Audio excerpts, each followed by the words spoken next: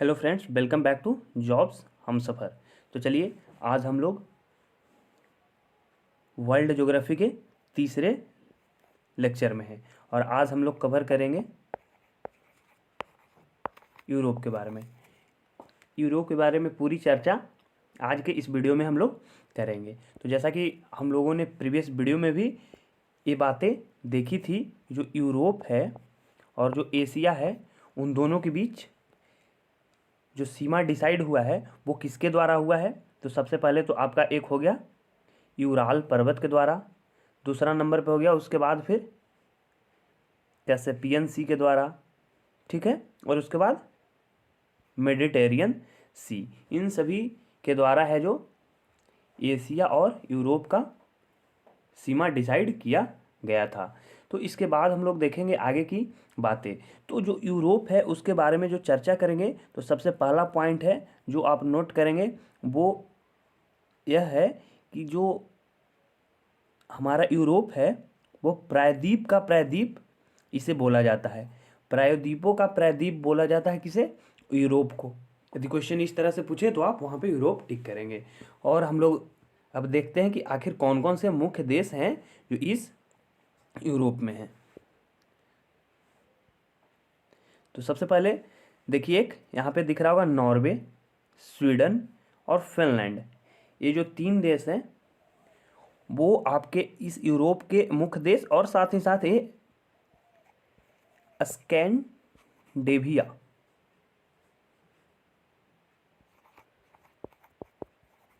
ठीक है, स्कैंडेनेविया के प्रायद्वीप पे है, ठीक है। ये तीन देश कौन कौन से, इसे नोट डाउन कर लीजिएगा, नॉर्वे, स्वीडन और फिनलैंड। स्कैंडिनेवियाई कंट्री है ये तीनों, ठीक है। इसके अलावा दो और हैं जिसका नाम आपका हो जाएगा आइसलैंड और डेनमार्क, ठीक है। उन दोनों को भी यहाँ पे नोट कर लीजिएगा कि इसमें आपका नॉर्वे, स्वीडन, फिनलैंड, उसके बाद आइसलैंड और डेनमार्क हो जाएगा, ठीक है। तो ये 5 देश हुए। चलिए आगे कुछ और तथ्य हम लोग जानते हैं कि हमारी जो आर्कटिक सर्किल होती है, ठीक है, आर्कटिक सर्किल से गुजरने वाली सबसे नज़दीक जो राजधानी है वो कौन सी है। तो उसके लिए हम लोग को थोड़ा सा ऊपर जाना पड़ेगा, यहाँ आइसलैंड में, ठीक है। इसे यहाँ से क्रॉस करती है जो आपका ये कैपिटल है रिकजावेद, उसके सबसे ज़्यादा करीब से गुजरती है हमारा आर्कटिक सर्किल। आर्कटिक सर्कल से सबसे नज़दीक जो हमारा कैपिटल है वो है आइसलैंड का कैपिटल, यानी कि रिकजावेक। चलिए ये पॉइंट आप नोट डाउन कीजिएगा। उसके बाद बढ़ते हम लोग आगे।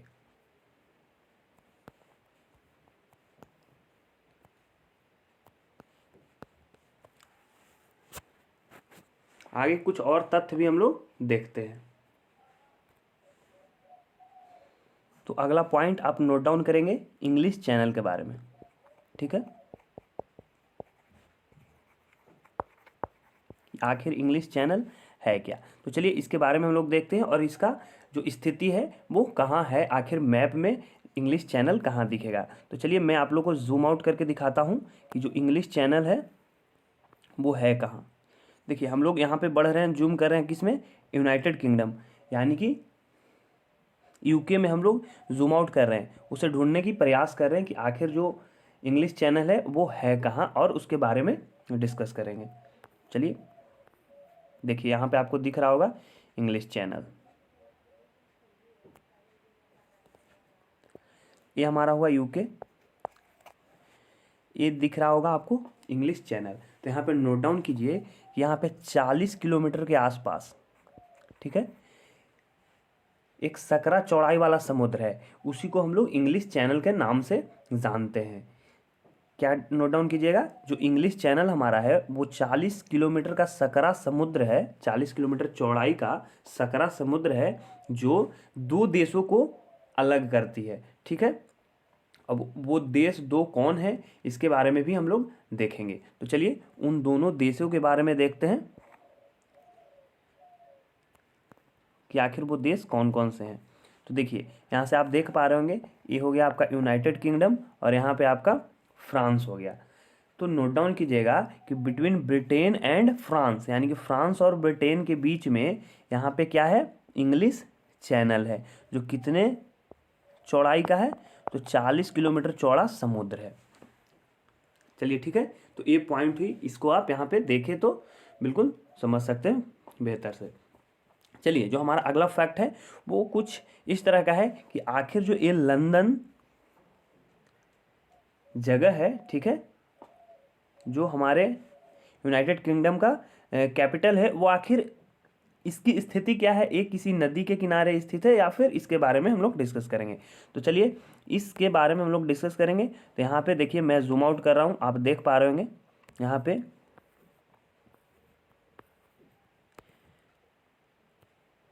देखिए, यहाँ पे मैं आपको दिखाना ये चाह रहा था कि जो हमारा लंदन जो शहर है, यानी कि जो यूनाइटेड किंगडम का कैपिटल है, वो आपको रिवर थेम्स, यहाँ पे दिख रहा होगा रिवर थेम्स, जो यहाँ से यहाँ जा रही है, ठीक है, और इसी के तट पे लंदन स्थित है।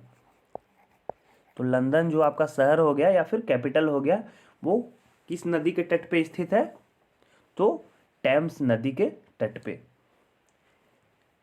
इसे भी आप नोट डाउन कीजिए, टेम्स नदी के तट पे है जो लंदन शहर स्थित है।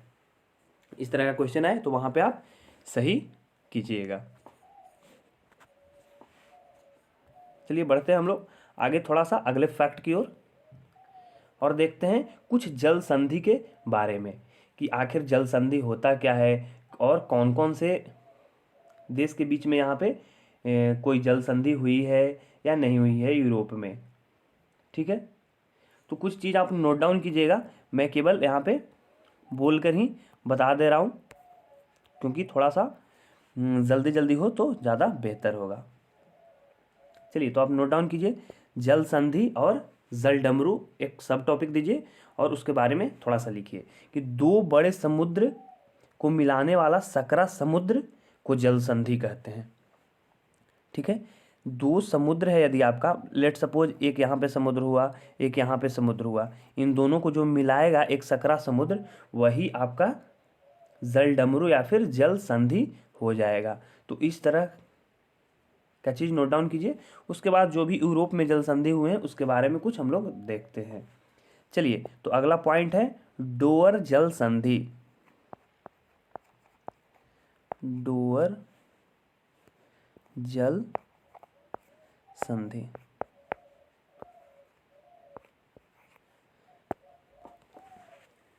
तो डोअर जल संधि के बारे में लिखिए कि ये ग्रेट ब्रिटेन और फ्रांस को अलग करता है, ठीक है। ये आपका ग्रेट ब्रिटेन और फ्रांस को अलग करेगा डोअर जल संधि। यहाँ पे आपको दिख रहा होगा यूनाइटेड किंगडम, ग्रेट ब्रिटेन और फ्रांस, ठीक है। तो इन दोनों को बीच में जो अलग करेगा वो जल संधि डोअर जल संधि कहलाएगा, ठीक है। अगला हमारा फैक्ट है यूरोप का सबसे बड़ा देश कौन है, ठीक है। तो यूरोप के सबसे बड़े देश के बारे में यदि हम चर्चा करें तो वो हमारा हो जाएगा फ्रांस, जो हमें यहाँ पे दिख रहा है, ठीक है, जो हमें कुछ इस प्रकार का दिख रहा है फ्रांस, वो इस यूरोप का सबसे बड़ा देश हो जाएगा। इसे नोट डाउन कीजिए, जिसकी राजधानी आपकी हो जाएगी पेरिस, ठीक है, जो पेरिस यहाँ पे है। और यदि क्वेश्चन आपसे ये पूछे कि पेरिस किस नदी के तट पे है, तो उसे बोलिएगा सीन नदी, ठीक है। इसे देखना चाहे तो आप देख भी सकते हैं अपने जो आपके पास मैप होगा, देखिए यहाँ पे सीन नदी दिख रहा होगा,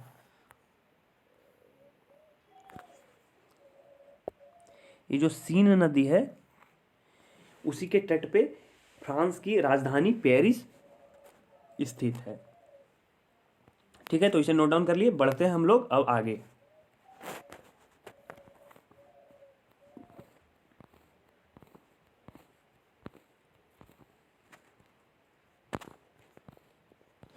चलिए देखिए, अब हम लोग डिस्कस करेंगे कि ये जो फ्रांस है और ये पेरिस है, इन दोनों को जो डिवाइड करता है उसकी सीमा क्या है, किसके द्वारा ये डिवाइड होता है। तो देखिए आप नोट डाउन कीजिए यहाँ पे पॉइंट बनाकर कि फ्रांस और पेरिस के बीच में, सॉरी मैं कुछ और बताना चाह रहा था यहाँ पे। चलिए यहाँ पे हम लोग देख रहे थे फ्रांस पेरिस, तो ऑलरेडी उसी का पार्ट हो गया।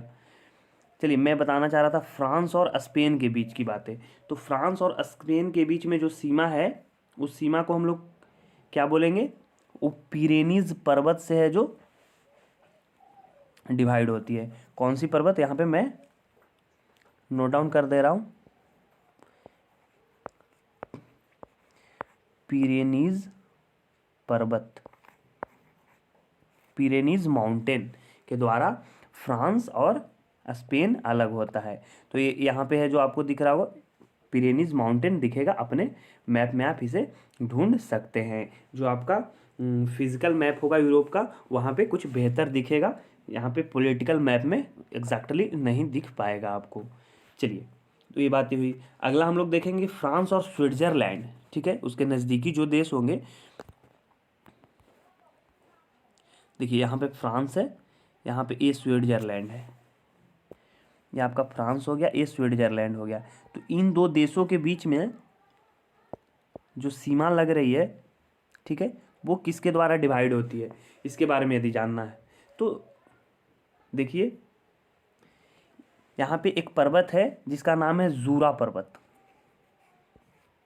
ठीक है, इसे नोट डाउन कीजिए कि फ्रांस और स्विट्जरलैंड के बीच जूरा पर्वत है, उसी के द्वारा इन दो देशों की सीमा निर्धारित की गई है।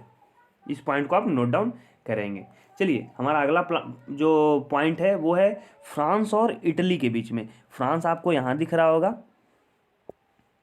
ठीक है, यहाँ पे आप फ्रांस देख पा रहे हैं और यहाँ पे इटली देख पा रहे हैं। तो ये जो इटली है, देखिए यहाँ आपको एग्जैक्टली दिखेगा, इटली का पार्ट यहाँ यहाँ इधर भी है, ठीक है, और फ्रांस का पार्ट भी इधर है। तो इन दो देशों के बीच में जो सीमा निर्धारित की गई है वो किसके द्वारा निर्धारित की गई है। तो यहाँ पे आप है जो नोट डाउन करेंगे अल्पास, ठीक है, अल्पास पर्वत, अल्पास। आप ये चीज़ नोट डाउन करते चलिएगा कि फ्रांस और इटली के बीच में जो सीमा है वो अल्पास पर्वत के द्वारा निर्धारित की गई है। चलिए अगला पॉइंट है फ्रांस और जर्मनी के बीच में। देखिए हम लोग फ्रांस को रेफरेंस लिए हैं और उसके जो भी नज़दीक में जो देश है उसके बारे में हम लोग पढ़ रहे हैं। फ्रांस और जर्मनी के बीच में यदि बात की जाए तो जर्मनी तो हमें पहले ढूंढना पड़ेगा कि आखिर जर्मनी है कहाँ। तो देखिए हम लोग देख पा रहे होंगे फ्रांस और जर्मनी, इन दो देशों के बीच में जो सीमा निर्धारित की गई है वो निर्धारित की गई है वॉस्जेस की पर्वत के द्वारा, ठीक है, वॉस्जेस की पर्वत के द्वारा निर्धारित की गई है फ्रांस और जर्मनी की सीमा। तो यहाँ पे कुछ 3-4 फैक्ट है जो आप नोट किए हैं। चलिए इसके अलावा और भी चीज़ हम लोग देखेंगे, जैसे फ्रांस के उत्तर पूर्वी देश अब हम लोग देखेंगे। चलिए इसके ऊपर तो हम लोग देख लिए थे, अब फ्रांस के उत्तर पूर्वी देश के बारे में हम लोग जानने वाले हैं। ये हमारा रहा फ्रांस और उसके जो उत्तर पूर्वी देश हैं, ठीक है, तो नॉर्थ तो ऊपर हुआ, ठीक है, उत्तर, अब पूर्वी इधर, ठीक है, तो जो भी इस तरफ जो देश होंगे वही हमारे उत्तर पूर्वी देश होंगे। तो ये सभी देश के बारे में डिस्कस करेंगे। तो यहाँ पे नोट डाउन कीजिए कि फ्रांस के उत्तरी पूर्वी देश हैं बेनेलक्स, वेनेलक्स। इसी तरह से आप नोट डाउन कीजिए कि फ्रांस के उत्तरी पूर्वी देश कौन है, तो वेनेलक्स। अब इस बेनेलक्स लिखने का खास मीनिंग क्या है वो चीज़ आप समझिए। देखिए यहाँ से हो गया बेल्जियम, यहाँ से हो गया नीदरलैंड और यहाँ से हो गया लग्जमबर्ग। तो ये 3 देश है जो फ्रांस के उत्तर पूर्वी देश हैं। कौन कौन से हो गए यहाँ पे, बेल्जियम, नीदरलैंड और लग्जमबर्ग। इसको मैप में भी हम लोग ढूंढते हैं। देखिए यहाँ पे बेल्जियम, फिर ऊपर में नीदरलैंड है, और देखिए यहाँ पे लग्जमबर्ग है। मैं नीदरलैंड को भी आप लोग को दिखाता हूँ। चलिए यहाँ से आप देख पा रहे होंगे वेनेलक्स, ठीक है, वेनेलक्स। वेनेलक्स है जो नॉर्थ ईस्ट हो गया किसका, फ्रांस का। बेल्जियम, नीदरलैंड और लग्जमबर्ग, ये सभी चीज़ याद रखेंगे आप। और एक खास बात लग्जमबर्ग के बारे में कि ये जो लग्जमबर्ग है वो लैंडलॉक कंट्री है, यानी कि स्थल रुद्र देश है आपका। ये केवल स्थलीय सीमा ही देशों से बनाती है। आप देखिए मैं जूम आउट करूँगा तो आपको दिख भी रहा होगा कि ये जो लग्जमबर्ग है उसका केवल स्थलीय सीमा ही है। तो ये स्थल रुद्र देश हो गया, यानी लैंडलॉक कंट्री हो गया। जो आपका लग्जमबर्ग है वो लैंडलॉक कंट्री हो गया। इसके बाद और चीज़ें यदि लग्जमबर्ग के बारे में जाने तो यहाँ पे नीची भूमि का देश भी इसे कहते हैं, यानी कि जो भी यहाँ पे प्लेसेस है वो उसकी है जो डेप्थ बाकी के मुकाबले कुछ नीची है, ठीक है। तो ये आपका हो गया लग्जमबर्ग के बारे में कि लग्जमबर्ग को नीची भूमि का भी देश कहा जाता है। अब साथ में इसके अलावे और भी चीज़ें हम लोग देखेंगे यूरोप के बारे में। चलिए तो बढ़ते हैं आगे। इसे हर एक चीज़ को आप नोट डाउन करते चलिए, या आपको बिल्कुल इस तरह के क्वेश्चन पूछे जाते हैं, आप प्रीवियस ईयर में देख सकते हैं। अब हम लोग बात करेंगे यूरोप के व्यस्ततम बंदरगाह के बारे में कि आखिर कौन है जो यूरोप का व्यस्ततम बंदरगाह है, ठीक है।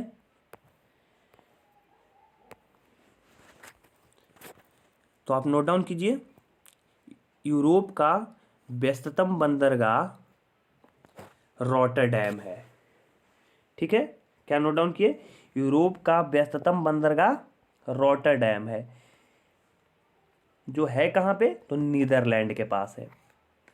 नीदरलैंड का रॉटरडैम बंदरगाह जो है यूरोप का व्यस्ततम बंदरगाह माना गया है। इस चीज़ को आप नोट डाउन कीजिए, ठीक है। इसके बाद अगले फैक्ट की ओर बढ़ते हैं हम लोग और देखेंगे जो नेक्स्ट फैक्ट है वो है जिब्राल्टर जल संधि। तो हम लोग देखेंगे कि आखिर जिब्राल्टर जल संधि के बारे में कुछ चर्चा करेंगे। चलिए यहाँ पे आपको दिख रहा होगा जिब्राल्टर, ठीक है, कि इन दो देशों के बीच में ये भी आप देख सकते हैं यहाँ से। जो जिब्राल्टर जल संधि है अटलांटिक ओशियन और मेडिटेरियन सी को कनेक्ट करती है, ठीक है। इधर आपका मेडिटेरियन सी हो जाएगा और इधर आपका अटलांटिक ओशियन हो जाएगा, ठीक है। तो इसको कनेक्ट करती है कौन, जिब्राल्टर जल संधि। यहाँ पे जो जगह है वो कनेक्ट करती है आपका इन दो सागरों को। चलिए इसके अलावा और भी कुछ फैक्ट हम लोग देखेंगे जिब्राल्टर के बारे में। कौन कौन सा देश है जो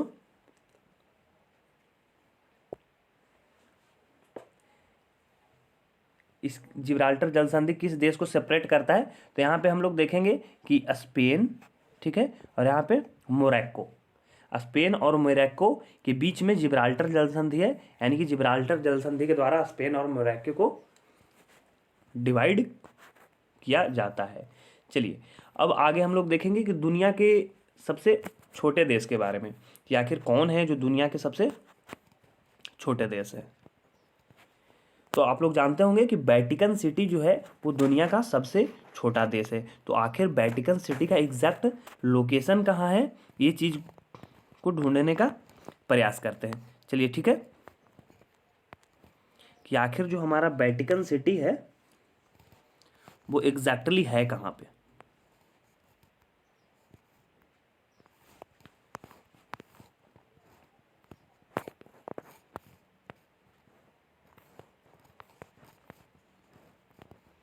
तो जो आपका वेटिकन सिटी है वो आपको इटली के राजधानी रोम के सीमा पे दिखेगा। तो हम लोग इसे थोड़ा जूम कर रहे हैं, हमें दिखेगा वेटिकन सिटी।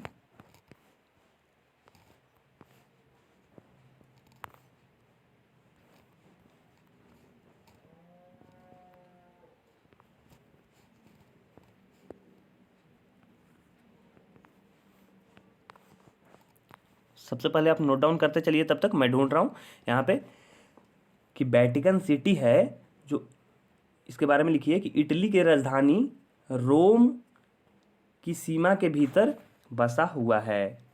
इटली की राजधानी रोम के सीमा के भीतर बसा हुआ है।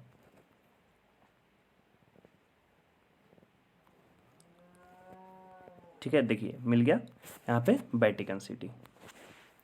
इसे आप नोट डाउन किए। इसके बारे में अब कुछ जानते हैं कि यह एक मात्र ऐसा शहर है,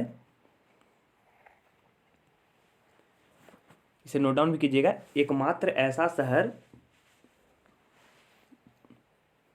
जो रोम के अंदर बसा हुआ है, यानी किसी शहर के बीच में एक देश बसा हुआ है। कुछ इस तरह का है हमारा वेटिकन सिटी। और इसके बारे में कुछ और बातें करें तो इसके क्षेत्रफल के बारे में यदि बात करते हैं तो 0.44 किलोमीटर स्क्वायर इसका क्षेत्रफल हो गया, 0.44 वर्ग किलोमीटर। चलिए इसकी जनसंख्या की बात करें तो लगभग 1000 के आसपास इसकी जनसंख्या है। और इसके अलावा इटली के भीतर एक और देश है, ठीक है, उस देश का नाम है सैन मैरिनो। उस देश का क्या नाम है? San Marino. तो उस सैन मैरिनो के बारे में भी नोट डाउन कर लीजिएगा कि इटली के अंदर एक और देश है जिसका नाम है सैन मैरिनो।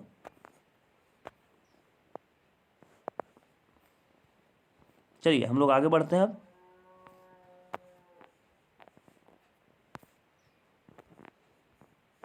देखिए सैन मैरिनो भी आपका यहाँ पे है। इटली के अंदर एक और देश बसा हुआ है इटली शहर के अंदर, जो आपका हो गया सैन मैरिनो। ठीक है, ये वेटिकन सिटी, एक वेटिकन सिटी हो गया और दूसरा हो गया सैन मैरिनो जो इटली के भीतर बसा हुआ है। चलिए अब हम लोग आगे बढ़ते हैं कि दुनिया के सबसे ज़्यादा घनत्व वाला देश है कौन। ठीक है, तो दुनिया के सबसे ज़्यादा घनत्व वाला देश आपको यदि ढूंढने के लिए बोला जाए तो आप कहाँ पे ढूंढोगे और उसे क्या बताओगे? चलिए तो पहले नोट डाउन कीजिए कि दुनिया के सबसे ज़्यादा घनत्व वाला देश है मोनाको। नोट डाउन कर लिए होंगे और मोनाको आपको अब दिख भी रहा होगा।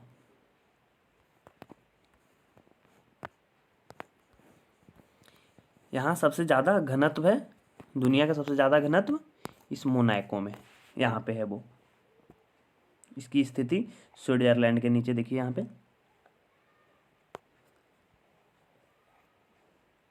जो। चलिए ठीक है, तो इस मोनाको के बारे में क्या जाने आप? यहाँ पे सबसे ज़्यादा डेंसिटी है, दुनिया में सबसे ज़्यादा घनत्व वाला देश मोनाको। और इसके साथ साथ इसमें एक और फैक्ट है कि दुनिया का दूसरा सबसे छोटा देश है, यानी कि वेटिकन सिटी जो था, ठीक है, वेटिकन सिटी के बाद जो छोटा देश है वो है मोनाको। ये सभी फैक्ट को हम लोग जान लिए हैं। इसके अलावा और भी जो फैक्ट दिखेंगे उसके बारे में भी आगे चर्चा करते हैं। चलिए तो इसके अलावा हम लोग देखेंगे अब यहाँ पे कि आखिर यूनाइटेड किंगडम जो नाम है वो किन किन चीज़ों से मिलकर बना हुआ है। तो एग्जैक्टली जो आपका इंग्लैंड है उसे हम लोग यूनाइटेड किंगडम नहीं बोलेंगे। देखिए ये वाला तो पूरा पोर्शन हुआ ही हुआ, ठीक है, ये सभी पोर्शन। और उसके अलावा जो आयरलैंड का जो आपको यहाँ पे भाग दिख रहा है, नॉर्थ आयरलैंड जिसे हम लोग बोलेंगे, देखिए यहाँ पे जूम आउट करके भी दिखा सकते हैं, नॉर्दर्न आयरलैंड। तो इन दो देशों को यदि हम लोग जोड़ देंगे उसके बाद बनता है यूनाइटेड किंगडम। ठीक है, तो यूके, ठीक है, वो किसके बराबर हो जाएगा? तो नॉर्थ आयरलैंड प्लस जो आपका पहले से आपका जो इंग्लैंड है। ठीक है। तो नॉर्थ आयरलैंड प्लस इंग्लैंड को जोड़कर बनता है यूनाइटेड किंगडम, यानी कि यहाँ पे जो अधिकार है वो किसका है, यूनाइटेड किंगडम का है। चलिए, तो ये सभी फैक्ट हम लोग यहाँ पे देखे पूरा का पूरे यूरोप के बारे में। और भी कुछ फैक्ट यदि रह गए हों तो उसे आप कमेंट बॉक्स में कमेंट करके बता सकते हैं कि ये सभी फैक्ट को भी आपको जोड़ दिया जाएगा, नेक्स्ट वीडियो में भी बता दिया जाएगा। तो इसके अलावा जो आगे का टॉपिक हमारा है वो क्या रहेगा, इसके बारे में भी हम लोग चर्चा कर लेंगे। और हर एक वीडियो में हम लोग कवर कर रहे हैं हर एक कॉन्टिनेंट को।